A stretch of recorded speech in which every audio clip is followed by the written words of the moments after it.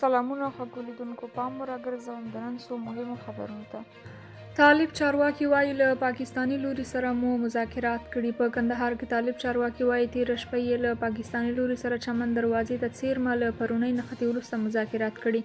یوه ویډیو چې د کندهار لپاره د طالبانو حکومت د والي ویان حاجي زید نن سهار ازادۍ راډیو ته رالیږلې، پکې لیدل کېږي چې د کندهار په سپین بولدک کې په ډیورنډ کرښه د چمن دروازه کې نن سهار سلګونه کسان له دواړو خواوو تګ راتګ کوي. دا لاره پرون د طالبانو او پاکستاني عسکرو ترمنځ دروازې ته نږدې له سختې نښتې وروسته د څو ساعتونو لپاره وتړل شوه. د نیمروز سیمه ییز چارواکي وایي چې هره ورځ له ایران څخه دغه ولایت ته د 6 تنه افغان کډوالو جسدونه راوړل کېږي. د دوی په خبره دغه کسان د بېلابېلو لاملونو له امله مري، چې پکې ترافیکي پیښې، د برق نیونه او نور لاملونو له امله خپل ژوند له لاسه ورکوي. د کابل برید کې 40 کسان ټپیان او 3 تنه وژل شوي. طالبان وایي د کابل په شهرنو کې پر یوه هوټل برید د 3 بریدګرو په وژلو پای ته رسېدلی دی. د طالبانو د حکومت ویاند ذبیح الله مجاهد پر ټویټر لیکلي د هوټل ټول میلمانه ژغورل شوي او هیڅ کوم بهرنی تبه نه دی وژل شوی. صرف 2 تنه بهرني میلمانه هغه مهال ټپیان شول چې له لوړ چت څخه یې ځان راوغورځاوه.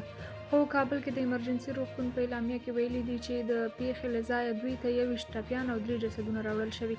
ښاغلي مجاهد دا نه دي ویلي چې بهرنیان د کوم هیواد وګړي دي.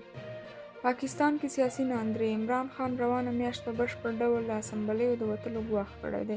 د پاکستان پخواني لومړي وزیر او د تحریک انصاف ګوند مشر عمران خان ګواښ کړی چې ګوند به یې د روانې ډسمبر میاشتې تر پایه په بشپړ ډول ایالتي شوراګانې او ملي اسمبلۍ پرېږدي. د نوموړي د دې ګام موخه په اوسني حکومت فشار راوستل بلل شوي، تر څو ټول ټاکنو یا لنډمهالي حکومت ته غاړه کېږدي. عمران خان پر نواز شریف او آصف علي زرداري د ټاکنو د ځنډولو تور لګوي او په وینا یې دوی نه غواړي په پاکستان کې د اړتیا له مخې د ټاکنو نیټه ژر اعلان شي. عمران خان ویلي روانه ډسمبر میاشت له اسمبلۍ یا شوراګانو څخه تر وتلو وروسته به تر 48 ساعتونو په پاکستان کې چارسنبالي حکومت اعلان شي او یا د هغه پر باور د دې کار لپاره به لږ تر لږه خبرې پیل شي. دا وه د نن خبري ټولګه. تر بیا د خدای په امان.